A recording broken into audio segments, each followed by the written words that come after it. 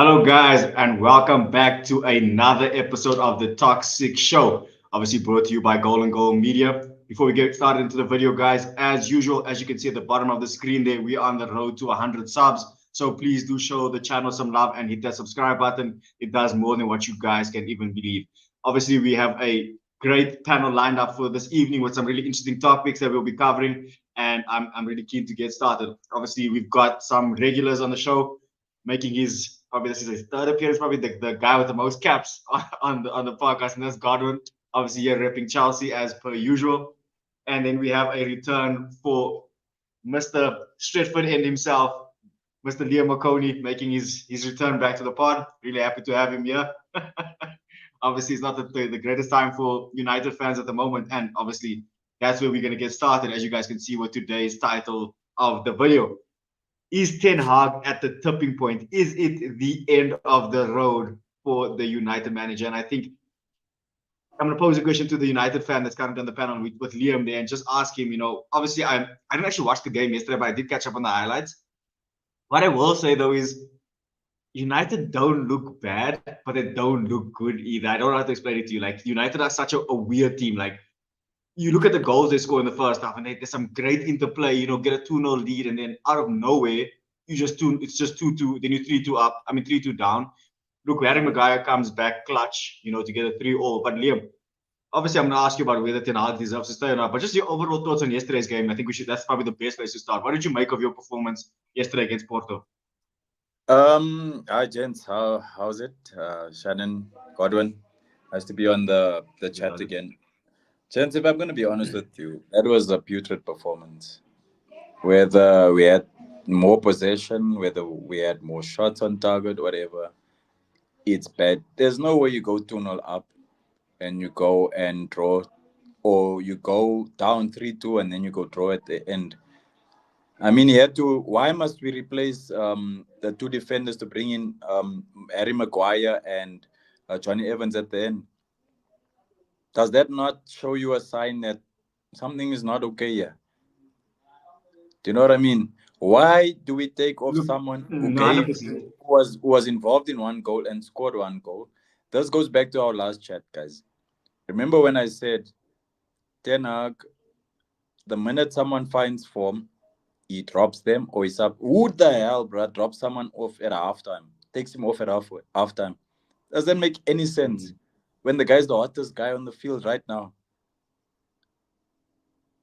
Yeah, look, I Doesn't think make with Ten sense. Hag, he So makes I it think like, that was poor. Yeah, and I have to agree with you, Liam, because I'm just thinking, I'm looking at it, like he's saying that he's looking to rest Rashford, and I'm in my head, I'm just like, resting for what? We are like what 6, 7 games into the season, and look, I get it. You want to keep your players fresh, but guys, let's not forget, Rashford didn't go to Euros, right? So Rashford is fresh, and if anything, right, I think when a player like Rashford is hot and he's on form, Rashford is very much a form player. You know what I'm saying? Like he when he's on form, you want to play him. And maybe Ten Hag, and maybe his thinking is that I want to save him because he is on form. I don't want him to get injured. But again, you're thinking too far ahead. You're thinking about Villa, where the pressure is like again, the result wasn't what you wanted I understand that. like But yesterday. my thing is, Shannon, is we 2-2 at halftime. If we were 2-0 up, 3-0 up at halftime, sure, by all means, bring in Garnacho. Bring in did Ahmad start? Ahmad started, no? But you can bring in fresh legs if I'm we not 3-0, 2-0 sure. up. We 2-2. This is the hottest player in the first half. How the hell are you gonna go drop him? It makes no sense to me. It's like this guy is yeah, like he hates his own progress.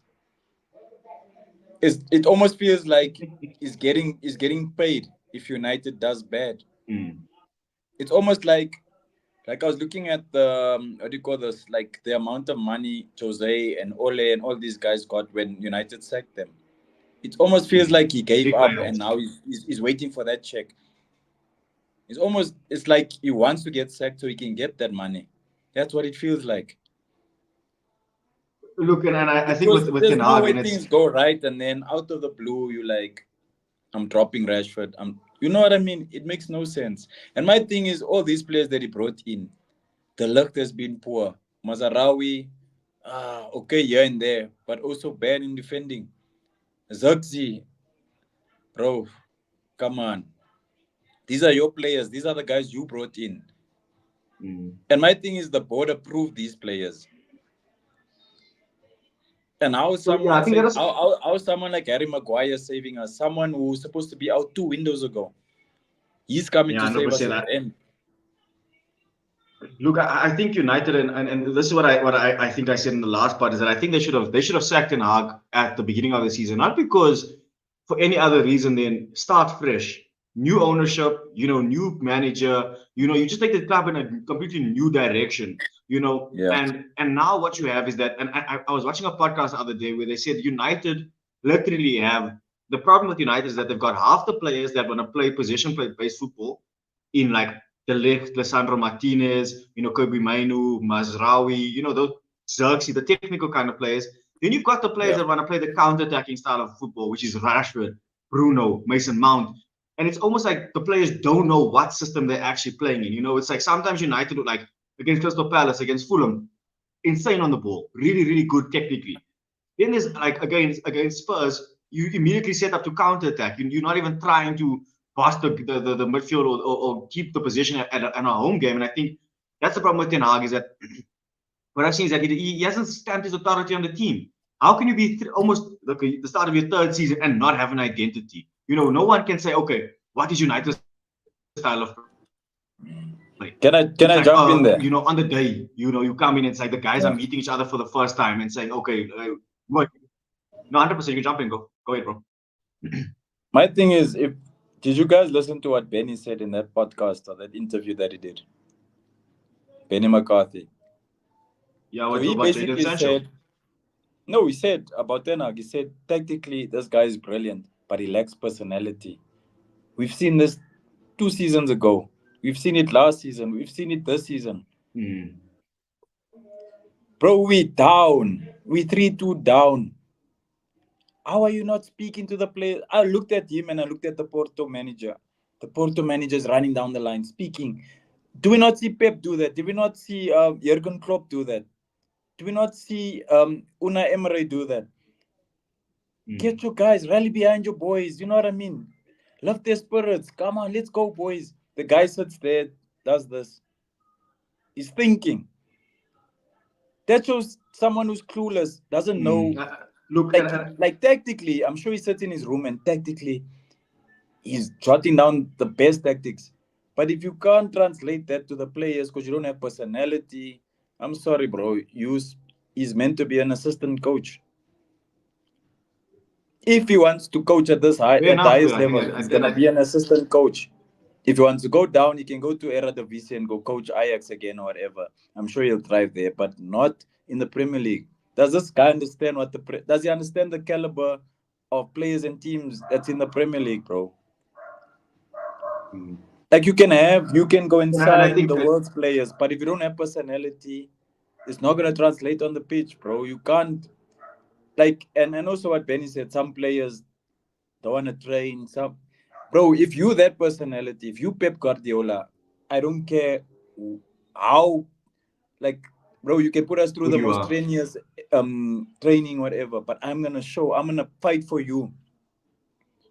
Mm. But now they're looking at this guy And, like, and, "Aish, is this idiot again, bro?" and obviously I'm on Twitter and there's an account that I follow. His name is No New Thing, right? So he's some tactical. He likes to really break down different teams, but mainly Arsenal. But he was talking about Arne Slot, Jurgen Klopp. I mean Arne Slot, Pep Guardiola, Mikel Arteta, and Erik ten Hag. And he said those three, Slot, Guardiola, and Arteta, have personality. They have aura. They have something about them that like the players can respect. There's just something about them. He says with Ten Hag, he just seems so within himself. He seems very timid, and you cannot be that kind of manager and manage You Manchester United. can't, bro. Like United are the Bro, biggest team in the country. I You can even need to bring have it back personality. You need to to have thick SA, skin. Shannon. And I think with mm, I can even bring it back to South Africa, bro. Pitso Mosimane, Rolani Mukwena, Gavin Hunt. Do you see those guys during the game? They speaking for 90 minutes, giving out tactics. Hey, do this, shouting the players. This guy sits on the bench. If we go 2-0 down, he goes back and sits down and he's making notes. Come on, bro. Get your, speak, bro. Mm. Shout the players. Do something. You watching. Look at, like I said, let me bring in Godwin here. Godwin, obviously, bro, when we spoke last, you said that you expect.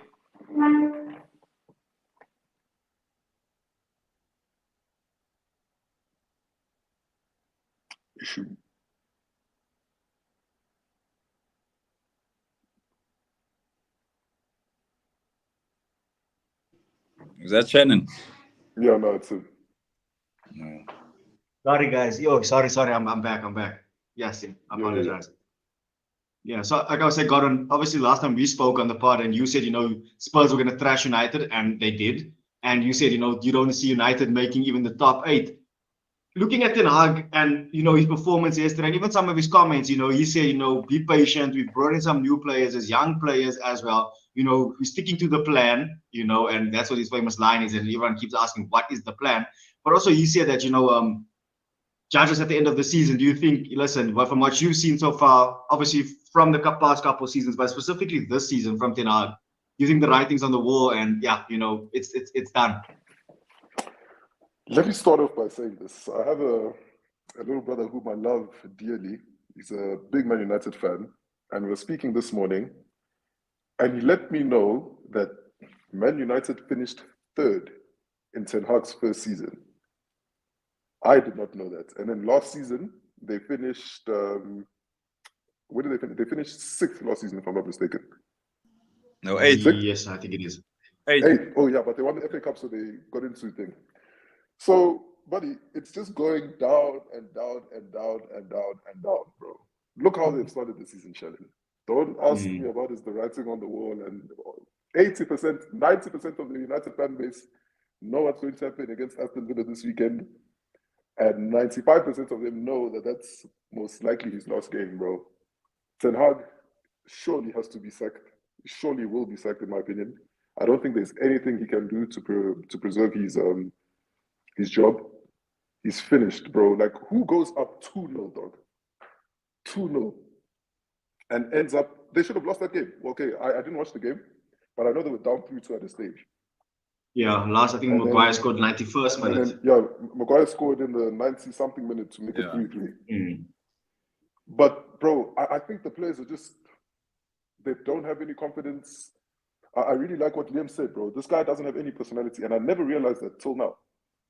Like, personality is actually what takes you far. It's what separates the good managers from the great managers. Because if you, he even said about the South African managers, bro, look how those guys are always talking.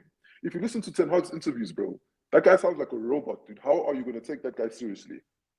How are people our age going to take him seriously, bro? Yeah, you can be tactically good, but like, I still have to want to work for you. And that's just not happening. There's something about... Yeah, there's nothing there, bro. No identity. And the team just keeps getting worse and worse and worse, bro. And you know what's crazy, Gordon? If you look at Ten Hag's investments, right? United has spent a lot, and I always have this argument with like a lot of my uncles who are United fans. They say, but look how much Arteta has spent. And I always bring back the point. Besides, okay, Declan Rice being 100 million, I'm not going to now take that away. Okay, first of all, Declan Rice is coming in last season, looked like a 100 million pound player. He took us up a level, sure. Then after that, you got Arteta's highest signing is Kai Havertz 65 million, which has, I think, changed opinions of almost every fan, Arsenal and rivals alike. Then after that, it's Ben White at 50 million. Look at Ten Hag. You got 80 million Anthony, who cannot even get into the team, and they are struggling, bro. He's got... I mean, the United paid 60 million for Casemiro, bro. I mean, at like 31, no offense, you cannot be spending 60 million on a defensive midfielder. Yes, bro. 60 million on Mason Mount. Mason Mount. Oh, yes, bro. That's on face value, you're just looking at those things. There's so many things against his record. Yes, he's won trophies. Don't get me wrong. Yeah. He did well to win an FA Cup, to win a Carabao Cup. I can't take the trophies away from that. From him, those will go down in history. Cool. But overall, I just think that his management of the team, his management, even of some of the issues, with the Jadon Sancho thing, for example, that was blown out for so long. And then just at the end of it to say, no, Sancho and I have fixed things, and he might get into the team, and then you basically have sold him to Chelsea. So you also lying to the fan base. And I think, for example, when I look at Arteta with Aubameyang, he throws Aubameyang out, and that was it. There was no turning back. When you're gonna look at Enzo Maresca at Chelsea, guys. He's what 6-7 games into his tenure, but look at the decision. He said to Sterling, "You're not gonna play." He didn't revert. Sterling is not Arsenal. He said he drew a line in the sand. I think Ten Hag, maybe it's the player power at United. Maybe it's just that. You know what it is, bro. This guy doesn't realize the back room or the locker room issues at United. Those players they'll turn against you. And that's what he doesn't realize. He thought he's gonna come. I guess every manager that comes to United thinks that they're gonna stamp their authority the way Sir Alex Ferguson did. And it's not gonna happen. Football has changed, bro.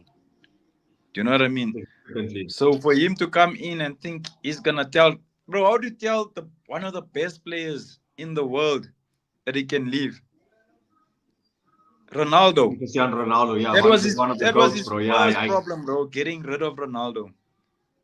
And also, I wanted to add on to what Godwin was saying just now about him coming in his first season and finishing third. I still think that was the residue of Ole Gunnar Solskjaer.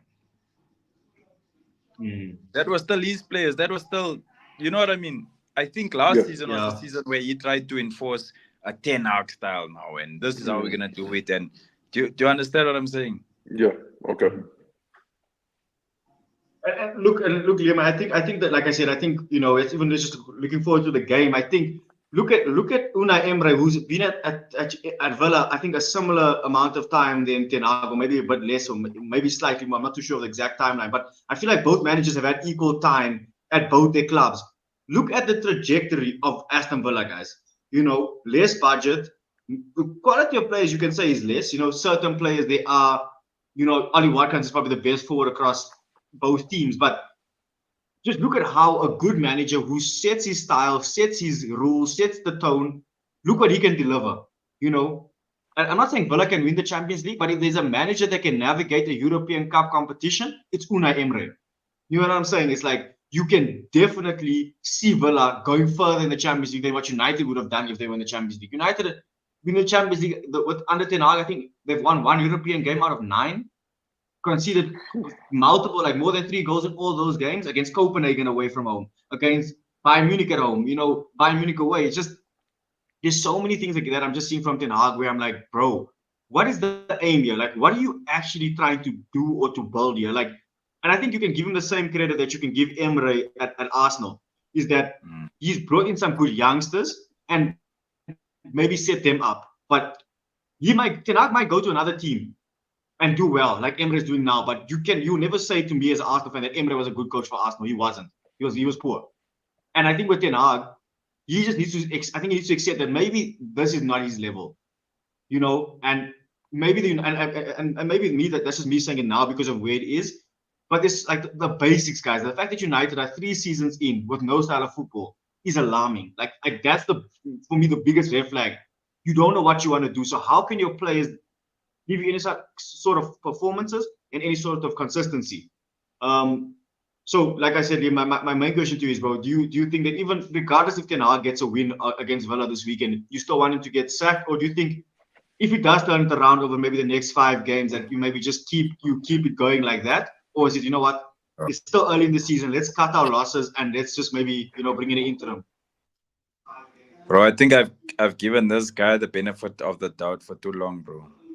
And Godwin, you can back me up. The last time we spoke, we said this, that he goes and loses, gets poor performances against the weak teams, and comes against the Spurs and Chelsea and Villa and whatever and gets a result. That's my biggest fear for this weekend, is that he gets a win at Villa Park, and then the boys they backed him. My thing is, even Sir John Ratcliffe, he came in with so much energy and he wants to revitalize this team. He wants to do all of these things. And now when they ask him, and journalists ask him, he's like, no, I'm okay with Ten Hag, but it's not my decision to make. It's obviously the team that they had to go and get, I forgot the guy's name, was the CEO at City, Dan Ashworth, all of these guys that they went to get. Remember, there was a season where everyone was upset with Ed Woodward, and he was the scapegoat. You're telling me so many seasons later, we're still blaming people? Yeah, That makes me think, this. was he actually the problem? Was Ed Woodward actually the problem? And were the Glazers actually the problem from what we're seeing now, The guys? Glazers are the big problem. That's the biggest okay. rat that we need to get out of the club is the Glazers. But what I will say, Liam, is that Ineos are in charge of sporting decisions. Everything sporting. They don't own the club, but they're in charge of all the sporting decisions. So I think, and like I said, I think it was if United lost the FA Cup final, they would have sacked him.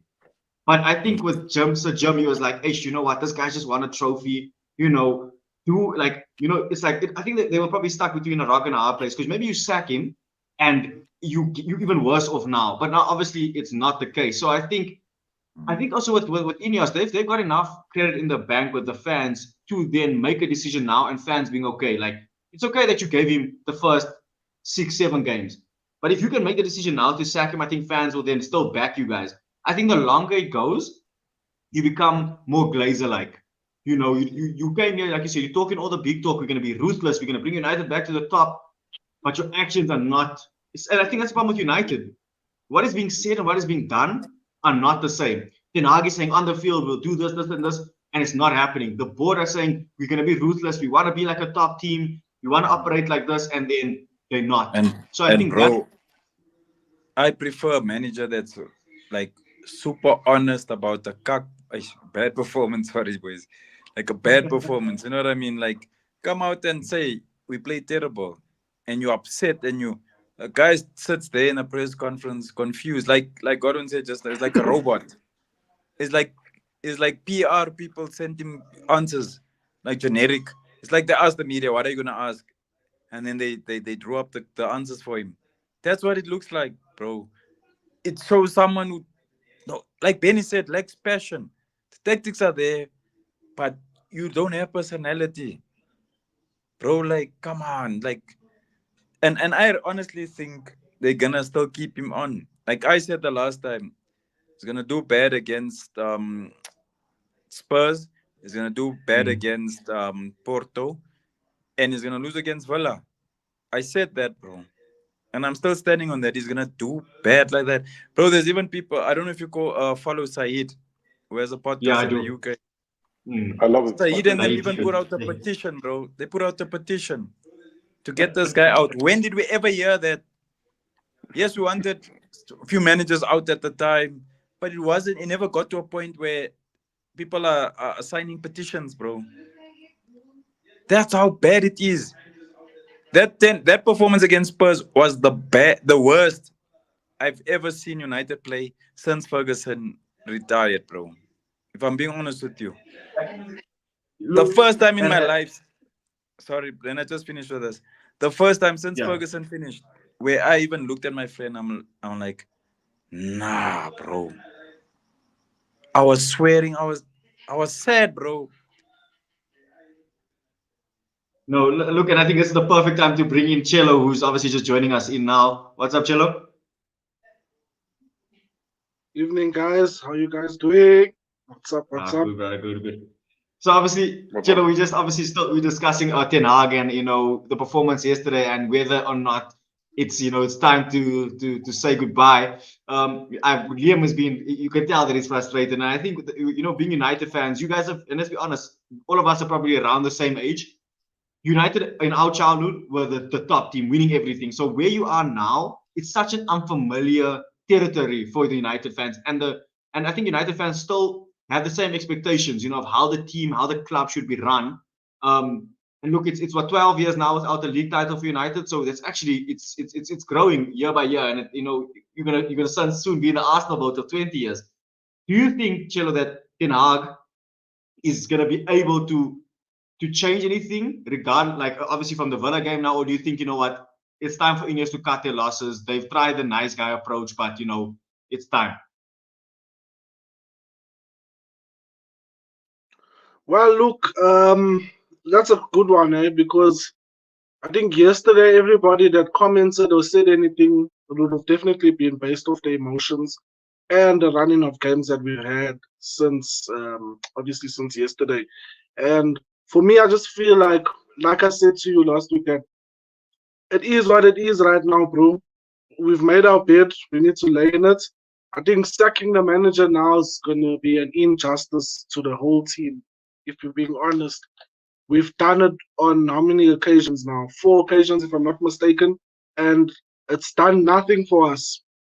Since then, I think the most trophies we won is what Ten Hag has won, and we're not going to measure success just off the trophies won. We're not going to base progress of trophies, but we have to be honest here and see where the problems are. And we look at the team, you know, there are still those deep rooted problems that we've been having for the last 5, 6 years. And for me, bro, sacking the manager, it sounds like the right thing to do considering where we're sitting. I mean, 12th on the log, sitting 22nd or 17th in the Europa League.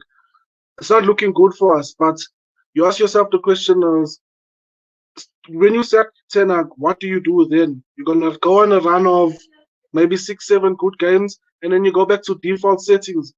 Let's give him some time, considering that for me, I want to judge Ten Hag officially of the structure that he has currently. A sporting director, technical director, all those nice things that you guys have now.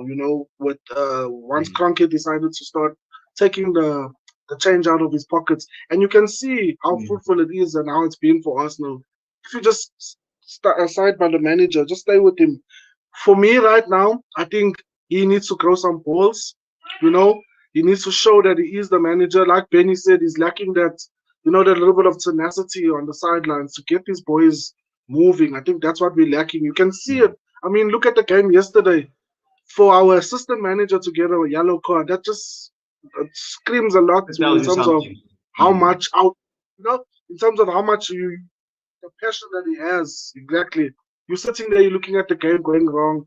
You substituting 2 centre backs. All well and good, Maguire scored. Why did you take off your most goal scoring threat at halftime? You're killing the game for yourself. I understand the running of games, Aston Villa on the weekend. You want to try and rest players, but right now, all you need is 3 points. Resting players is for people that have got points consistently. Right now, you need to throw the spanner in the works. So for me, I'd say give him until January. I do see him turning things around. I do see us climbing back into the top 6. So I think we just need to pipe down a little bit as United fans. I understand the frustration. I actually had a rant myself yesterday in my group, like 10 egg out, da, da, da, da. But once you calm down, the day is over, Calm then you just down. reflect on, look at everything, and then you actually ask yourself the question, like, what are we going to do once we've sacked the manager? We're going to bring in assistant manager, or are we bringing in a new manager? Then you've just bought new players. How do you balance the whole situation? So for now, I'm just neutral when it comes to Ten Hag. I just want to see what happens. No, 100%, bro. And I saw Liam shaking his head there. Liam, obviously, you don't fully agree. I think you are more in the camp of, what, cut the losses now. But can you maybe agree or see where Chilo's coming from? Maybe just giving the manager a bit more time. Maybe let's just see how things go. It is only game week 7 tomorrow. Still early days. But or do you think, what? You don't want to be in a point where he's done so much damage that you basically write this season off. Bro, I don't want to find my team in 12th or 10th come January, bro. That's my thing. I don't want to see United down there in the middle of the table. We should be at least in the top 6 by now already. And my thing is, yes, we sack this guy, get Rude in. Rude wins a couple of games. Sharp, we're going to make him the permanent manager now. Next season comes or the end of the season and Rudy's still stuck with the same players, the same mentality. I mean, Benny said it. Benny was in the club, said it. These players don't want to train. Besides the Lord and Bruno Fernandes, the rest don't want to train. And maybe that's like we all speak about Sancho and his treatment towards Sancho. Maybe yes, Sancho was that player. Mm. Do you know what I mean? So I honestly don't know anymore, bro. Like yes, Ten Hag out.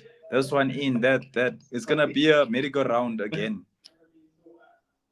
So I honestly Mm. I can't answer you, Look, bro. look at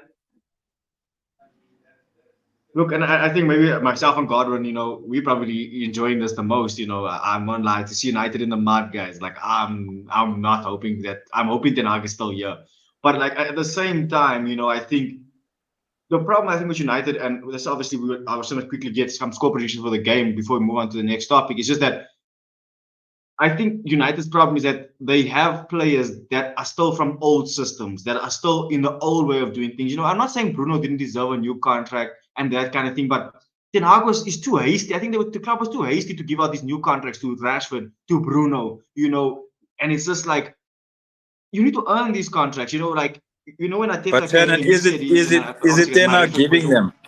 Is it Ten Hag giving the contracts or is it the board? No, but look, remember the board only came in this season. Last season it was all him. It was all Ten Hag's decisions. Ten Hag was actually in charge of all the transfers last season. He was really the one. Him and Ed Woodward were like he would just give. This is the player I need him. But what I'm trying to say is that I don't I think think that so, bro. United, there's no. I also think with United the problem is whether there's nothing that the players seem to have to earn. You don't. It's not like you have to prove yourself. And Bruno, for example, gets a red card on the weekend. I know he's your captain. I'm not saying don't play him in a game against Porto, but maybe you bench him just for him to remember, like, hey, you know what? You need to skrik wakker. With Rashford has been on poor form. Yes, he's come back. He started playing a bit better, but you would never get benched. You'd have Diallo, who's been playing really good for United this season, in and out of the team. There's nothing there's nothing that's rewarding good performances, and there's nothing that's almost disciplining the bad performances. It's just like, okay, you know what? Because Rashford is a well-known player, that means he starts. Oh, Bruno, well-known, it's like he starts. But these guys have been performing poorly. I mean, you're looking at like Casemiro, for example, against Liverpool. He got scapegoated. Yes, he had a bad performance, but at the same time, I think the system around him is also making him look bad. There's things that, like I said, there's so many things that you look at United and it's just, I don't know how to, bro. It's a shit show, if I'm being completely honest with you. And I think someone in the club, whether it's the manager, the players, the ownership, need to put their foot down and say, listen, no more. This is what we're going to do. This is how we're going to do it. Anybody that's on ship, you come with. If you're not, you out. Even means terminating contracts, bro. Arsenal had terminated so many contracts. Ozil, Aubameyang, and these are guys that were 300,000 plus a week. And I think it didn't. In the short term, maybe it hurt us, or maybe missed out on Champions League. But where we are now. Those moves that Arteta made 2-3 seasons ago have the fruits of the labor are there. So that's just my take. But obviously, I want to speak to you guys more about obviously the game of the weekend. I'm gonna go to Godwin, bro. Godwin, do you see that any way that United can somehow miraculously get 3 points? An interesting stat is that Ten Hag is unbeaten against Unai Emery. Do you think this can be him finally, not finally, but getting another win and obviously maybe saving his job? Or do you think, the win that Villa had against Bayern Munich on Wednesday is just gonna make Villa Park too difficult for United to handle on Sunday? Yeah, man. I think that it's United. Remember, like how we've been saying for the past few weeks, that it's one of those games still whereby, dog, you don't know what's going to happen. But I honestly do think that Villa will win this one. I don't think that. Also, look at Villa's performance against Bayern Munich, bro. One of the strongest teams in Europe. United just look short on confidence, no identity. Just everything is wrong with that team, buddy. I don't see how on earth Ten Hag will come away from Villa Park with anything, in my honest opinion. Okay, so I might as well get your score prediction. What's your score prediction going to be for Villa against United on Sunday? Let's say 3-1 Villa. 3-1 Villa. Okay, we've got 3-1 Villa for Godwin. Chilo, let me jump to you straight, bro. Do you think your manager can, pull a rabbit out of the hat, or do you think it's going to be a knockout blow and a good evening for Ten Hag and, done? So, look, what I do know about my team, if there's one thing when it comes to pressure and at the nick of time, they know how to do something. So I don't know about Ten Hag doing anything, but I do know those players are going to play for their lives, try and get a win, just to hold on, give something back to the fans, and then It's just going to be a struggle, but it's not going to be an easy one. So I'm going to go with maybe a 2-1 to United. Okay, so Chilo's going 2-1 United, Godwin's going 3-1 Villa. And look, I kind of agree with you there, Chilo, in a weird way that I think you know, especially with United, if United can get a win now, going to the international break and have a bit of a break, I think that would be the perfect scenario for Ten Hag and for the board and for the fans and everyone. It's like, okay, whew, when you come back, everyone and during international break, you know, if Ten Hag loses and he's not sacked, all you're going to hear for the next week and a half is Ten Hag out, Ten Hag this, Ten Hag this. I think what you want to do is try quiet the noise. And I think a win against Villa, especially in the form that they're in, will go such a long way. Liam, I'm obviously gonna jump to you, bro. I know you have to leave soon. Just your score prediction, bro. And like, do you think your boys can really come through and surprise everyone and get a victory at Villa Park? Like going back to what Cello said now, to be honest with you, that's what we anticipated before the Spurs game, and it didn't happen. It went the complete opposite way. You know what I mean? And yes, I said it earlier on this chat. I said it in the previous chat. United will always lose against or do bad against these the underdogs, and then pull a result against the top six. You know, we've seen this countless times. But I think this is the end. This is going to be that game where it's going to be so obvious that Ten Hag needs to leave. I'm going Aston Villa to United. No. No. Okay, so we've got a 3-1 home win for Villa. We've got a 2-1 away win for United for Cello. We've got a Liam, you said 2-1? Sorry, a 3-1, 2-1. I don't know. 2-0. 2-0 for Villa at home. And look, I'm gonna go 3-0 Villa. To be honest with you guys, I think, especially in the midfield, I'm looking at Morgan Rogers. You're looking at that boy can run through a midfield. United are gonna have to be on game. You know, John Duran can come off the bench and score a worldie out of nowhere. You got Ali Watkins. You got Emi Martinez in goal. And look, I'm saying all this now. Watch Unai Emery doing Unai Emery and United win like 2-0. You know, like that's literally Unai Emery in my opinion, bro. Like when it's really like you counting on him, trust me, bro, he's not gonna do it. And I think that's what Ole Watkins is gonna eat us alive, bro.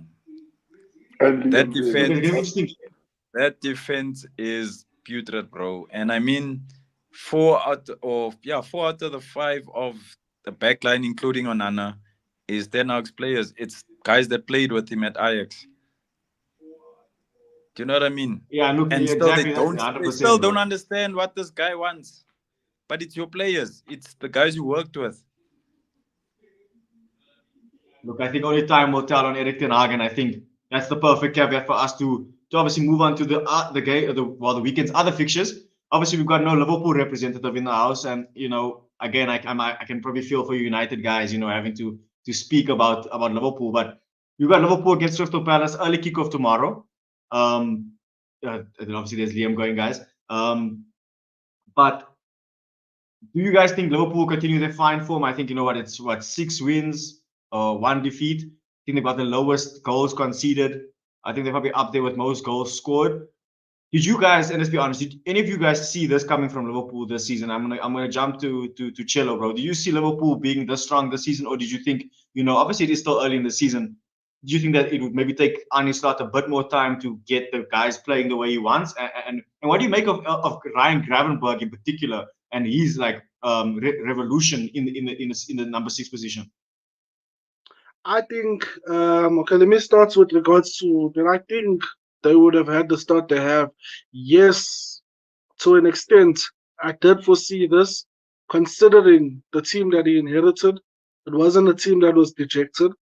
It was a team that has a full DNA, you know. So there was not much work needed to be done with a team like Liverpool, you know. So any manager coming in there is happy to, you know, grab such a team. You know, you barely have to do any building onto there, no squad building. Literally, 1 or 2 players he bought, if I'm not mistaken. And I mean, where they are right now, I think it's just they're carrying on form from last season, you know. So for me, they haven't hit that dip like we spoke about.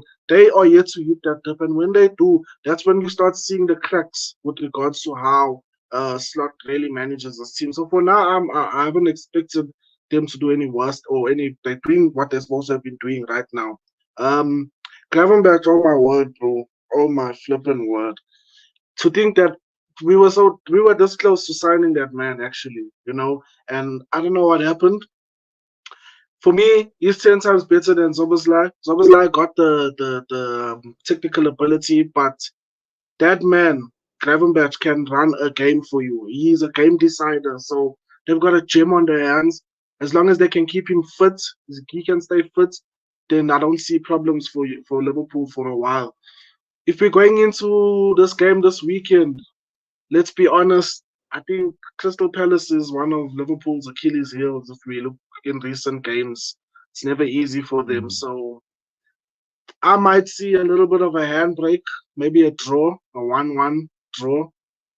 But yeah, I don't see them battering Crystal Palace. I see maybe a 1-1 or a 2-1 to Liverpool. But it will be very tight. Look, and you speaking about Slot and the squad that inherited. I think that is a big fact, and I think with Liverpool they've been blessed so far compared to maybe last season and seasons before to not have many injuries so far this season. They've got quite a clean bill of health. Obviously I think Harvey Elliott is one of their only major players missing. The fact that they've been able to find Ryan Gravenberch in the number 6 position. Where they were looking to get Zubomendi in. I think he's got a lot going for him at the moment. Like I said, I do agree with you though. It'll be very interesting to see what they do when they do hit that first hurdle. And look, especially if you look at Liverpool's fixtures, and I'm actually going to bring them up, or I'll actually just mention them now. After the international break is actually a bit insane. Like I think if you just look at it now, I'm just going to get it here quickly. Give me 1 second. Why does it do this? Why? Sorry, 1 second.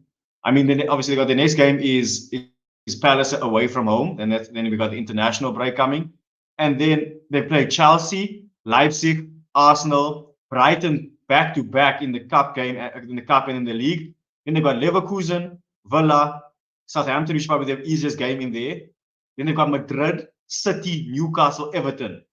You look at that fixture list, guys, and like that's gonna tell me a lot about Liverpool. Like if Liverpool can win let's say that those are the next 10 games, if they can win about 7 or 8, I'm putting them as one of the title favorites, because I don't see what can really hinder them besides themselves. Maybe an injury, a lack of form, Salah maybe drops off AFCON, those kind of things, But Gordon, obviously I want to bring it to you, bro. Do you think that we can see a surprise from Palace? Obviously the manager that they've got there, he had a really good start to life when he joined them like halfway through last season. Things have not been as good this season, but do you think, no better game to have than an early kickoff against Liverpool before the international break to maybe, get their season started? Or do you think, this is going to be a routine win for Liverpool? This is one of those tricky games, Shannon. One of those tricky games, early kickoff in London. I do think that it's going to be a draw. I think that Aston Villa, like Cello said, are one of those Achilles heel sides for Liverpool. They always seem to struggle against them. Yes, they do win, but they struggle because I watched quite a few of those games and they struggle. I think it's going to be an interesting game. A lot of goals, lots of goals, but I think in the end it will be a draw. I'm quite convinced it will be a draw.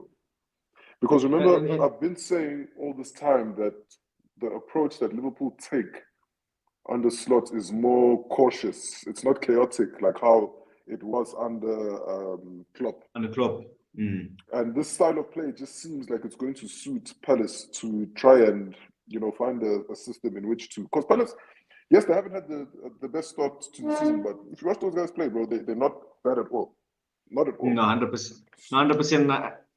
And look, I think with Palace, the fans are going to be up for it. It's going to be a home game, It's like yeah, exactly. But I think it's one of those games where you look at it like Newcastle against City last week, where it's like when that crowd gets behind their team, it becomes a cauldron. It becomes a very difficult place. And I think it will tell me a lot about Liverpool's mentality, if, for example, if they get a goal down and come back and win. But I'm going to be honest with you guys, I don't see anything else but a Liverpool win. And I'm not going to really anything else. I would be lying and saying, it'll be copium from my side. I just think Liverpool, where they are now, they'll win this game. We are keen to see Liverpool is more after the international break, with those fixtures that I did mention, is that then we'll see if they really are about it this season, or if it's, new manager bounce in a sense, or maybe favorable fixtures, because it's not lie. Liverpool have had some really favorable fixtures in the beginning of the season. We obviously don't expect them to lose against against Forest, but I mean, looking at their fixtures so far this season, I'm just going back quickly. I mean, they played Ipswich Town in the opening day, then they played Brentford. They obviously United is probably one of the tougher ones, but it's clearly not.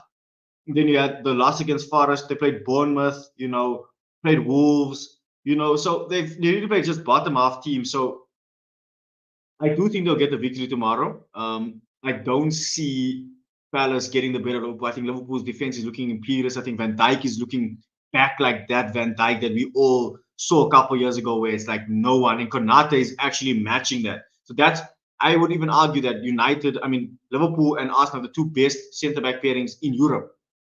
I think Rudiger and Militao are good. I think Militao is still finding himself, and Madrid are still in a very weird spot. But I think Gabriel Saliba and Konate and Van Dijk are so good that I just don't see them. And like you said, Gordon, it's no longer the rock and roll football, so they don't really concede as many chances. And that's the major difference for me, is that if they're not conceding as many chances and their defense is so solid, it really becomes difficult for me to see a way that Palace can get a victory. And obviously, I'm hoping for one, because that means Liverpool drop points, but I'm also realistic, and I'm going to even call it now. I'm going to go 2-0 Liverpool. And that's my prediction. Gordon, what about you, bro? What are your thoughts? What is your prediction for Crystal Palace against Liverpool? Let's go 2-2. I'll go 2-2. So we got Gordon with 2-2. We got myself with 2-0. Cello, let me jump over to you, brother. What is your score prediction for the game the first game of the weekend tomorrow? 1-1. So we've got two draws there. We've got obviously. Yeah, simply because, like Gordon mentioned, they're playing very cautious football, no heavy metal football. They are very defensive. Crystal Palace are at home. We need to understand that. They could get that early goal. Early kickoff. Liverpool are always a bit shaky on the early kickoffs, but obviously they proved us wrong so far this season. They're going up against Crystal Palace, as I mentioned just now, so that's their Achilles heel. So 1-1 for me, based off those factors. 100%. Okay, so then obviously that's now covered Liverpool, that's covered United, and now obviously we're going to move over to Liverpool's title rivals, and that's Arsenal and City. Obviously both at home tomorrow at 4 p.m. Arsenal against Southampton and City against Fulham. I think we'll start off with the City against Fulham game, which I think is probably the more entertaining of the two. Gordon, I should throw it to you, bro. How impressed have you been with Fulham so far this season? Obviously, Marco Silva and, the way they're playing. Do you think that Fulham can surprise a lot of people tomorrow and get a result at the Etihad? Or do you think City are going to be angry? Last couple of games, last 3 games, haven't won, 3 draws. Do you think that we'll see a bit of siege mentality from City tomorrow? Or do you see another upset coming? Boy, interesting game. Another interesting game in this game week. To be honest, I haven't watched too much of Fulham, but I do remember watching the opening game against Manchester United, which I feel there were spells in that game where I felt that they looked very threatening. However, looking at the league table, I can tell that they've had a good start to the season. Like, everyone's surprised. I think they're 6th in the league. So they've had a decent start. But tomorrow, I do think that City are just going to have a bit too much for them. And they will win. Is the game in London or in Manchester? No, it's in Manchester. Home game for City. Manchester, yeah. Home game for City. I don't see Fulham coming out with anything. Etihad just seems a bit too intimidating for teams to go and try and get anything out of. But it will be interesting. 100%. I do see goals in this one. Yeah. And look, and I should before I move on to Cello and just his views, a player that I'm happy that's rekindled some sort of form is Raul Jimenez. Who had a bad head injury a couple of years ago, and he was looking like a lethal striker at Wolves. He was once linked to United, and I think that would have been I'm not saying that over Xerxes, but that's the kind of player I think United should have went for. Someone that you can really mold, a player that's, kind of humble, not a superstar, doesn't, demand a lot. But anyway, Cello, bro, do you think City finally, break this winless run that they're currently on, or do you think Fulham, they might just continue to be solid and, maybe shut City out? Nah, I see a straight win for City. I see them actually battering Fulham. If I'm going to be honest. No, 100%. And look, and I think, you know what, I have to kind of agree. I think that it's very rare that City like will go 4 games without a win. You know, obviously they've won now. They scored quite a lot of goals in the Champions League in the week. So I think the confidence will be back. You know, I think I expect Foden to maybe get some more minutes. You know, Haaland hasn't scored or been as effective in the last couple of games. I think he's got a point to prove. Not that he has to prove anything. I just think from his own personal perspective, you know, he's probably thinking to himself, I haven't scored enough goals in the last couple of games. You know, I need to really get, you know, back amongst the goals. And I think we will see a City win. And I'm gonna go 3-1 City. I see Dane also agreeing here as well. You know, he's just saying 3-1 City. Cello, bro. Let me throw it back to you. What's your prediction for the game tomorrow for Man City against Fulham? Either three, I say 4-0. I go with a 4-0 win for City. Big. Yeah. I mean, listen, I hope not because I think Spurs City on again. And then Godwin, bro, let me just throw it over to you. You're gonna agree with the rest of us? You think a City win is definitely on the cards, or you're gonna maybe go against the grain? Yeah. I think I agree with Dane in the comments. Says 3-1. I fully agree. I'm gonna go 3-1 Man I City. think so. Okay, so we got 3-1 from myself and Godwin, and a 4-0 big home win from Cello for City.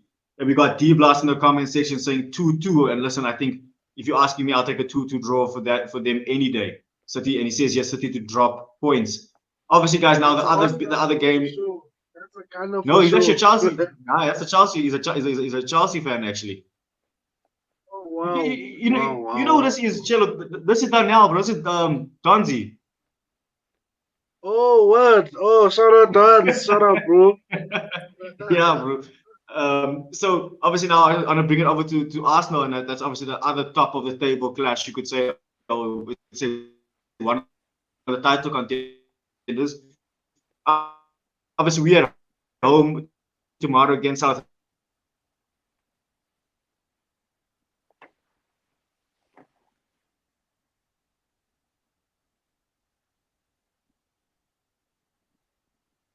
Is he gone? Yeah, I see his network's a little bit shaky. Mm.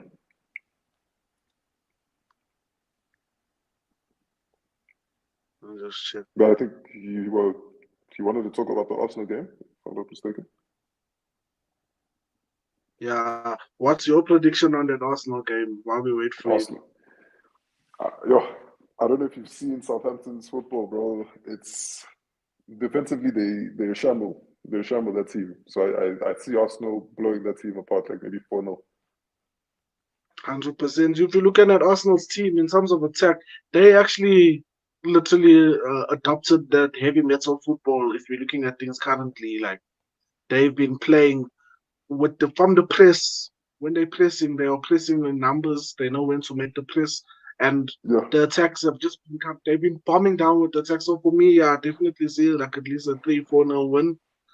They're gonna keep City tailing behind them for a long time. Actually, I was just saying to them last week, Arsenal's trajectory right now this season is by far higher than Liverpool's this season. If you're looking at things, simply because of like I mentioned, Liverpool Slot adopted a team that was already ready-made and experienced. But in terms of where we're looking and where we're going in the next season or two, Arsenal are really, I think they're the main contenders. It's between them and City. There's no Liverpool in the equation for me. I'm being honest. Okay, no, that's interesting. Shalin, I'll take it back to you, buddy. Yeah, sorry guys, man. Yes, I don't know. Literally, the router just bugged out for a second there. Look, I said obviously we're playing against Southampton and a home game, and I'm not even being arrogant. I'm hoping we absolutely smash them. You know, Ramsdale's coming back to the Emirates. I hope we make it uncomfortable for him. I'm done being the Arsenal nicey, and he's an ex-player. You know, no, bro. Hit that guy. Hit him for 7, bro. Hit him for 7. Like, you know, I want Arsenal to be ruthless. You know, and it's so funny. I was watching another preview of the game on AFTV, and they were basically saying that there's a period of last season between January and I think maybe March, beginning of April, where Arsenal, remember we beat West Ham 6-0, Burnley's 5-0, this one 5-0, scored all those goals, and our goal difference was still City still beat us on goal difference anyway. So, where you can stat pad in a sense and you can be ruthless, bro. City will beat the team 9-1. Like, they'll beat the team 9, or they'll beat Watford 7-0 2 seasons in a row. And I need Arsenal to have the same level of ruthlessness. I need us to go there. And listen, if you watch Southampton and how they play, it's very similar to what Burnley did last season under Company. They try play out from the back. They try play with a high line, and that's their principle. So if they're gonna want to do that, we need to expose them, and I think we need to put them to the sword. So I'm not gonna ponder too much on this result or this fixture, because I don't think there's much for us to discuss. I think anything but an Arsenal win, and a convincing Arsenal win, would be a surprise, I think, to everybody. So I'm gonna go with my prediction. I'm going 5-0 Arsenal. Right. I'm going chest 4-0 5-0. side. And then obviously, Gordon, let me just throw it over to you, bro. What just your prediction? 6-0 Arsenal. I'll do you one. You see what I'm saying? I think everyone's having the same feeling, and it's just that there's just, I don't know, man. It's just, if Arsenal need to show up at some point this season, there needs to be a game where you can really show your attacking quality, because I think defensively, it's without a question. It's now, can your attackers really, really show up? But And we got Dane saying that. Sorry, Gordon. I just want to read a comment quickly. Sorry. Sorry, brother. Sorry, man. The thing. Sorry, gents. I think it might be a slight delay. Let me just read this comment. It says Ramsey will turn into prime Buffon tomorrow. Listen, even if he does, we still need to score 7. I don't care who's in goal. I don't care. I don't care. But sorry, Gordon. Let me go to you, then Chilo, I'll jump back to you. Yeah, no, quick one. I just wanted to say about Arsenal. The one thing I really appreciate about them is they're an extremely well-balanced team, guys. Defense, midfield, attack, prime. Like, this team is damn good, bro. Like, the balance in the team just shocks me. Like, okay, I don't want to compare them to City. Okay, I know I have to compare them to City, but look at the team. Look at the lines in that team, bro. It's just a well-balanced team. They know everyone knows they roll. Everyone knows what they're doing. Arteta doesn't seem like he has to do too much on the sidelines anymore. Like, those guys know exactly what they need to do. And look, I'm a Chelsea fan, but I think, in all honesty, I would like to see you guys win. I don't want to see Man City win 5 in a row. So, no, I just wanted to say that I appreciate the balance of the team. No, 100%. Chilo, let me jump back to you, brother. What are you going to say on Arsenal?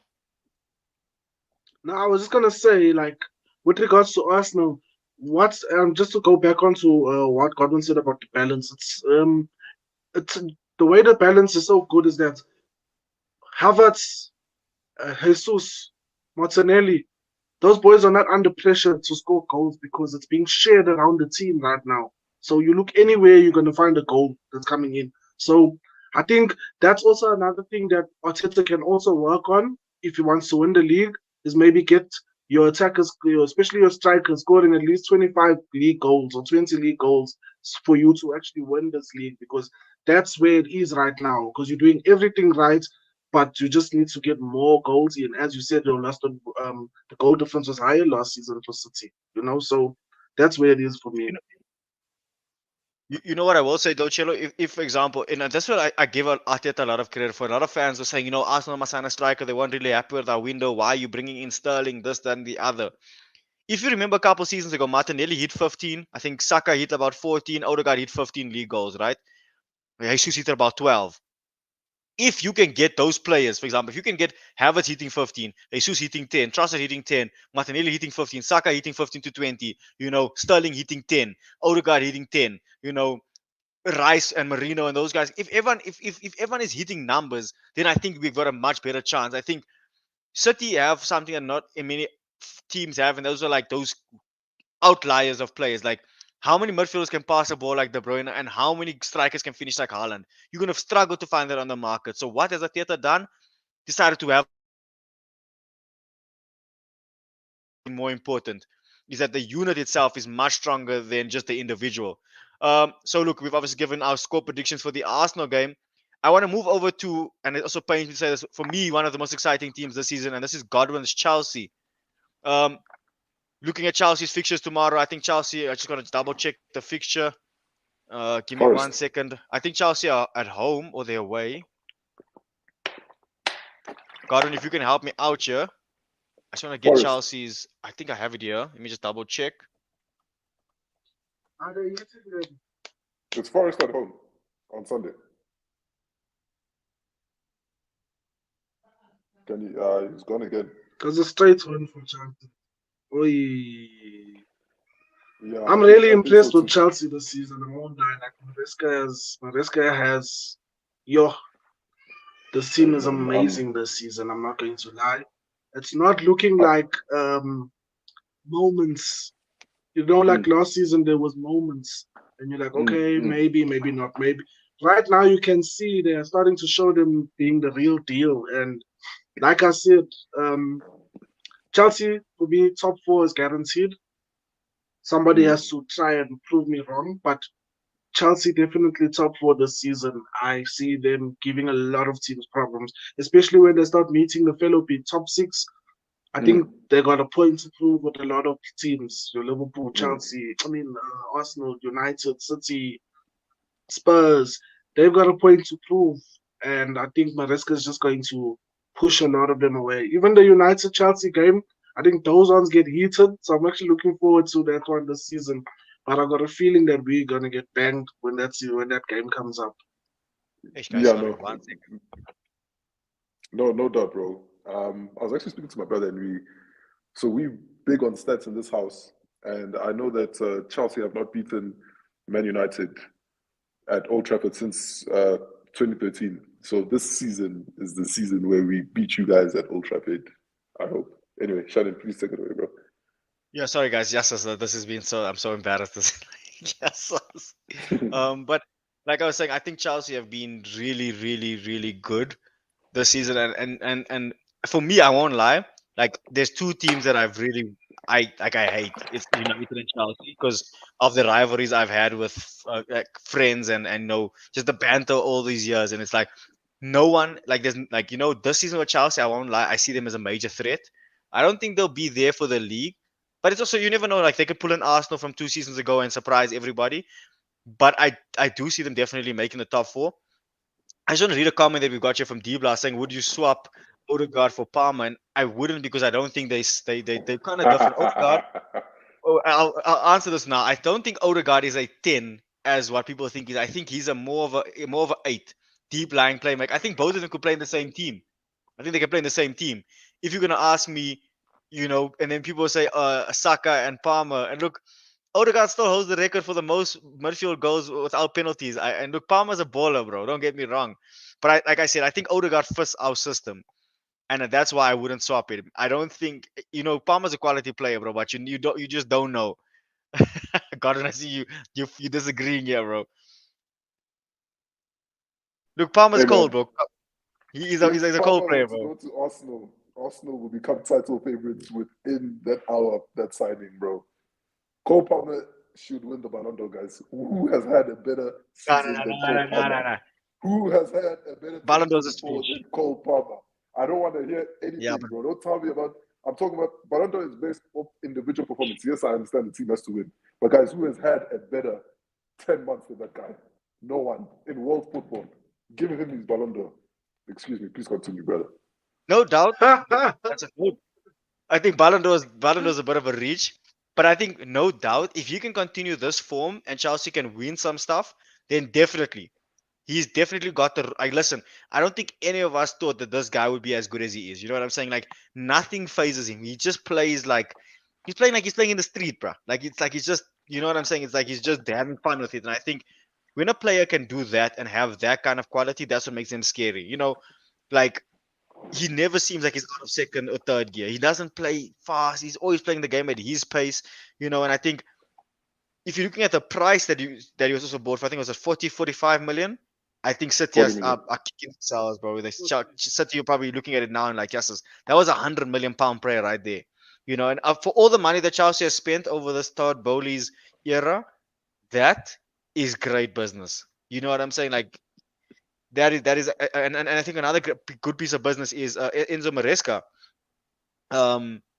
Who again I have to give credit for. And this is what we were talking about Ten Hag. How can a guy that's not even here for 7 games have his ethos, his style of play in, and now you've got a manager at Old Trafford struggling to tell you what his plan is? There is a plan, but he can't tell you what it is. You know what I'm saying? And I think Chelsea against Forest, I think Forest are good defensively. Nuno Espirito Santos has got them looking defensively more assured. But I think Chelsea are just going to be too strong, bro. I think Chelsea are going to be too strong. The form that they're in, this is the Premier League. Anything can happen. But if you're going purely off form, I think this is Chelsea's game to lose. So I'm gonna go. I'm gonna go with my prediction. I'm gonna go 2-0 Chelsea. Godwin, you, bro? Score prediction. Chelsea cannot Yeah. keep a clean sheet, guys. That's the only negative about my beloved side. We can't keep a clean sheet. However, we score too many. We score a lot of goals. So I'm gonna go 3-1 Chelsea for this one. We got 3-1 Chelsea. And then Chelo, let me bring it over to you, bro, before I read some comments here. Yeah, I see a 3-1 also. I see a 3-1. I was just going to allude to the fact that defensively, there's still a lot of cracks there, but they definitely do score goals. So I'll go with a 3-1 win for Chelsea. But guys, I want to know 100%. your So take on obviously, this. yes, I Godwin, was what's up? speaking to someone today, and if this season has shown me anything, is that clean sheets are overrated. You guys can shoot me if you want to. But the aim of the game is to outscore the opponent, bro. Look at what we've been doing, guys. If we can, I don't care if we keep 3 clean sheets this season, guys. If we can outscore our opponents, which we are clearly doing, and we're finding it very easy to do. I mean, the league is not What I impossible will for say, me. though, Godwin, no. Whoa. It's not impossible. Wait, let's. I think you just really back in a bit there. But what I will say though is, has Chelsea come up against anyone whose defenses are super sturdy? Maybe No. look against City, you didn't score. Against Liverpool, you had to play. That's gonna be tricky. Mm. Against Arsenal, We haven't. look, you probably will score. But I think that when it comes to teams of really good defensive quality, you might, your goal might be to score, but at the same time, you guys don't have the strongest defense, in my opinion. So there might be a game where you concede and you struggle to score, and that hasn't happened yet, and maybe it won't.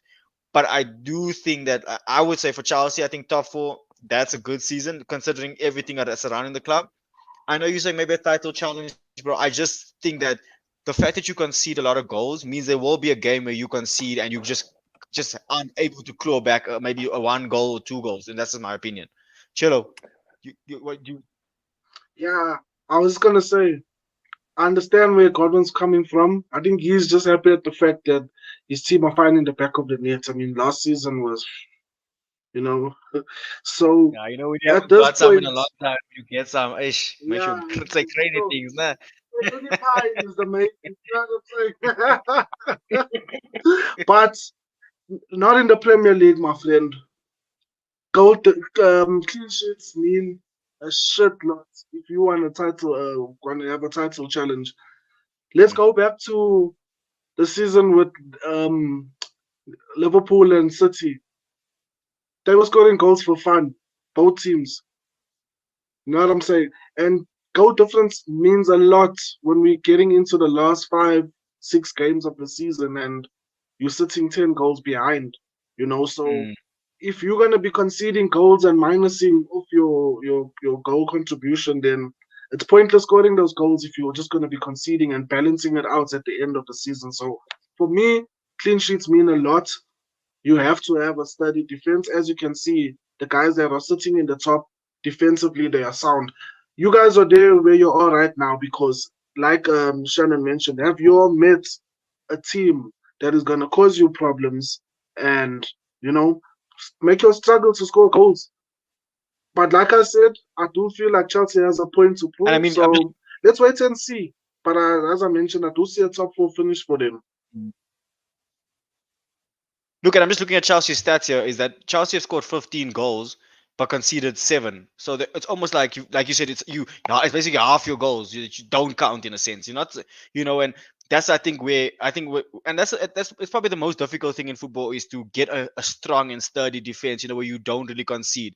Look, and I see got Deep last year saying that we beat Brighton and broke down beaten record. I don't think anybody's doubting Chelsea's attacking prowess. I think that's clear to see. Chelsea have an abundance of strength in attack, but just defensively, I think Chelsea still maybe they lack that one more world class defender. You know what I'm saying? Like Tosson has been good for Chelsea. Don't get me wrong, but you may be looking, just to say, for example, you had a who's like good quality centre back, maybe in another team. I'm okay, whoever, I don't really know. I'm just saying, but if you had to Van der pair maybe Ven. another, okay, say for example, you put Van der Ven and Cole. I know they're both left-footed, but just for example, just say one wasn't. That looks like a much more solid centre back pairing. You know what I'm saying? You think Chelsea will do something, and I think you got D Blas here saying that Chelsea might be looking to sign Bastoni from Inter Milan in January, and I think, listen, if they can get that done, I think then you can maybe say Chelsea might be in with a shot for the title, but that also depends where they are come January. Um, and then obviously, guys, we're going to move on to our next game and the last game for the weekend, which is obviously Spurs against Brighton. Just going to go through some comments here. We've got Dane saying the best players in EPL. He's saying KDB 1, Rodri 2, Salah 3, Odegaard 4, Palmer 5, Haaland 6, Saka 7, Foden 8, Saliba 9, and Allison at number 10. I don't know if I agree with that list. Listen, I think it depends what you consider the best and who's the best. You know, it's all subjective, bro. Even if you ask me, I don't think KDB is the best in the league. You know, he's a This list is great player, shocking. but Let's keep it a buck. This list is shocking. This list is shocking, my friend. Dane, this list is shocking, buddy. Sorry. Take that out, yeah. This No, is no two ways about it, bro. This list is shocking, my brother. listen, guys, we're all entitled to our own opinion. I agree with you, D. Because what was that? Oh my word! Yeah, I know. I mean, you know, the fact that there's no I mean, there's so many people you can argue how is Van Dijk not in that list. You know what I'm saying? If you're gonna talk centre back, Saliba is good, but Van Dijk is the most consistent. You know, Van Dijk is, bro. That is, you know what I'm saying? Like, I'm an Arsenal fan. I mean, if you're looking at how, I mean, yeah, no, we're not even gonna go into that. Anyways, I think we'll be here the whole day if we have to talk about who we consider our best players. But gents, let's quickly move on before we end to the final fixture of the weekend. If I'm considering the big six teams, and that's obviously Brighton welcoming Spurs, and I think Spurs are, they look like a team reborn under Postecoglou after the defeat against Arsenal in the North London derby. Brennan Johnson continuing to score, and you know, they're saying silencing their critics, because I mean, listen, you know, at the end of the day, he hasn't done it on the bigger stages again. But I mean, goals are goals. Do you think that Spurs can continue their good form, or do you think, you know, Brighton at home might just have a surprise for them? Oh, sorry guys, so Gordon, yeah, Yeah. sorry, let me go to Gordon. Okay. Sorry, bro. Do I think Spurs can continue the good form? Yes, I do. Spurs are also a very good team. I've watched a few of their games. I watched obviously the United game, and who did they play previously before that? But I have seen a bit of them, and judging from what I watched last week with Brighton and Chelsea, if I try and simply basing off the eye test, I do think that Spurs can come away with something. It will be an interesting game. Two very well balanced teams, if we're keeping it honest. But I do think Tottenham will come away with let's say 2-1 win. 2-1 win. Look, and I think what Spurs, what they do have is that they've finally managed to replace Kane. I'm not saying Solanke is now Kane's direct replacement in terms of the goals, but to have a focal point and a proper number 9. Because I mean, guys, let's be honest, Richarlison, come on. Let's be honest. That's probably the most Brazilian, you know, in years. I think him and Martinelli, and I'm a Martinelli fan. And those, if you're talking about Brazilian, like, you know, Joga Bonito kind of players, bro, those are not. Though they're not. You know, and then Anthony. Listen, but Anthony's a baller, bro. That's the thing about Anthony. Generally, guys, Anthony, if you remember from Ajax, he's a baller. You know what I'm saying? It's just like he's okay, short but on we're not gonna confidence. go back to that. I think so too, but I think also. But anyway, that's not about United or Anthony. I just, like I said, speaking about Spurs, I think having a player like Solanke there gives him a different dimension. You know, Son is obviously not the player he once was. He's obviously lost a yard of pace. You know, he's playing a bit more inside, and I think the problem that Spurs have now is that you got Brennan Johnson, who's in such good form that it's difficult to just bench him and maybe go with a 4-2-4 kind of thing, or 4-4-2 in a sense.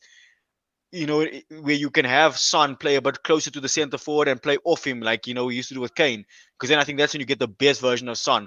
But I do agree with you, Gordon. I think Spurs will continue their good form. I'm going to go for a 2-1 away win. I think, you know, Spurs will just have enough in the tank. I think they've got it. The players are playing with confidence now. I think Postecoglou is, you know what he did, and that's what I think Ten Hag needs to do, is just slowly, like, just creep in with good results. Just go along unnoticed.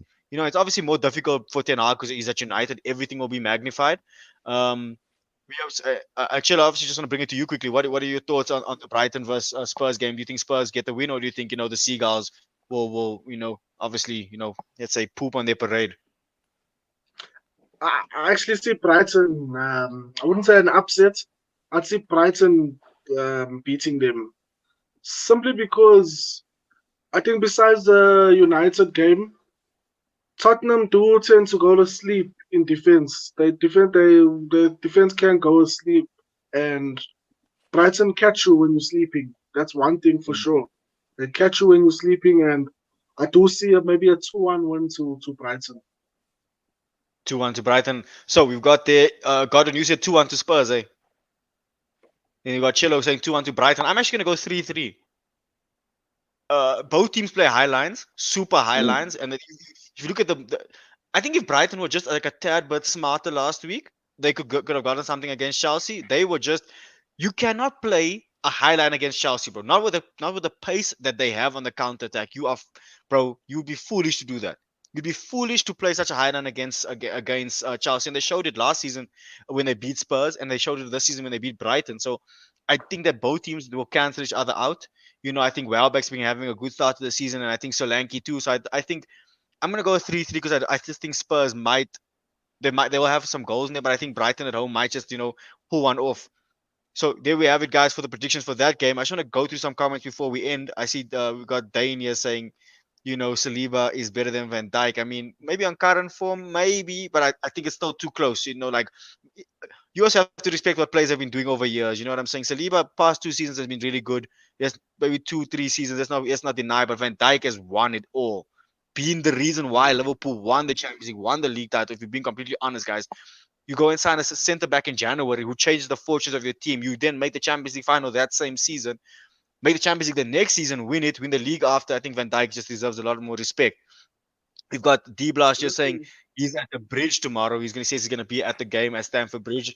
Listen, bro, if you have any pictures to share, please do share. We would love to see. Obviously, I know we all the way here in South Africa, so we obviously just watching from our screens. Dane here saying Anthony's a fidget spinner. I think that joke. We all know it, but I mean, yeah, it's played out. I think the guy's down, bro. Let him rest. He's not a threat to anyone. He's struggling for form. And then we see a Danish giving his prediction for the game. He's saying 2-2 draw for Brighton against Spurs, and I think that brings us basically to the end of all the comments, and that brings us to the end of today's show. So, as always, guys, thank you so much for everyone that tuned in to my panel. To Liam that had to leave a bit earlier, to Chillo, to Godwin, guys, thank you so much for making the time on a Friday evening just to come and chat about all things football, especially talking about the Tox-6. To everybody in the comments, guys, thank you so much for getting in touch. It's been really interesting to hear some of your views. Do keep those comments coming. Please don't forget to hit the subscribe button, hit the like button, and obviously, continue to share this content, guys. It's helped grow this channel. As I said earlier, we are on the road to 100 subs. That is the goal. We're a road to 100 subs, guys. Please, let's get that done. And as always, guys, like I said, to my guests, to the people viewing, to everyone in the comment section, guys, have a good weekend. Obviously, we have an international break coming, so we will have a lot more content for you guys because I think we're gonna need something to fill our time with. Obviously, try to just get maybe a couple more streams going and have maybe a bit more of a diverse guest list. Obviously, we have some regulars now, but if you do want to get in touch, guys, please don't be scared to DM me on Instagram or even leave a comment on the channel, and then obviously I'll get in touch. But guys, like I said, that brings us to the end of the show, and yeah, have a good weekend, everybody, and stay safe. Cheers, people.